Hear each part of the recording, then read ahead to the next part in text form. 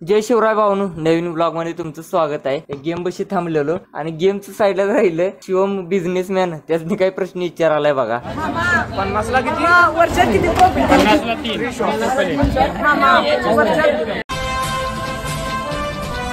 एक महत्वाची गोष्ट, हे पोरगा हरवले. त्याला मी जत्रेत असा बाबाजी का ठुल्लू दाखवला, ते रुसून कुठं पळून गेले. हे गावला कुठे तर माझ्या नंबरला फोन करा नक्की.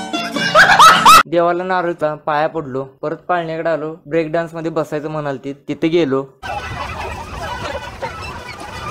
लय भारी वाटलं. तिथंच पैसे देऊन आणि एकदा बसलो. त्यावर सायल्या म्हणते तिथली पट्टी काढायची आणि त्याच्या उभाच राहायचं. त्यावर माणूस आला तिथला. भाई पड़ेगा तो तुमच्याकडे नाही बोला, लॉक नाही लगा, हे नाही किया, वो नाही किया, आहे की नाही? बरोबर आहे, बरोबर.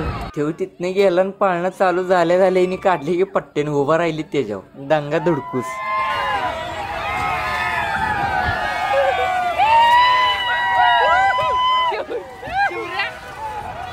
तिथनं उतरलो, भेळ खायला गेलो. भुकाले लागलेला वरडून. आब्या होता भेळ करायला. त्याचा म्हणलं जरा फूड ब्लॉक करूया. तो अभी हम इन भाई साहब के यहाँ भेल खाने को है. इन्होंने पातेले में 2-3 प्लेट चिरमुरे लिया और ये लिया फरसाना कोल्हापुरी और ये इधर डालिया और ये लिया इन्होंने कोल्हापुरी चटनी झंझनीत और इन्होंने सीक्रेट मसाला कुछ तो डाला, ये बता नहीं रहे थे. हमने इनका डब्बा ही चोरी कर लिया और ये चित्ता का पानी है. चित्ता का पानी देख के मेरे को तोंड को पानी आ गया. और ये डाला कांदा, ये डाला सेव और इस लगे इनको घुमाने. इनके सीक्रेट बॉडी का राज ये है कि ये दिन में 200 बार भेल बनाते. तो आपको सीखना होगा तो इनके यहाँ पर भेंट दीजिए. और ये बनके तैयार हो गई भेल, तो हम खाएंगे चाव से. वाह क्या एक्टिंग कर रहा है.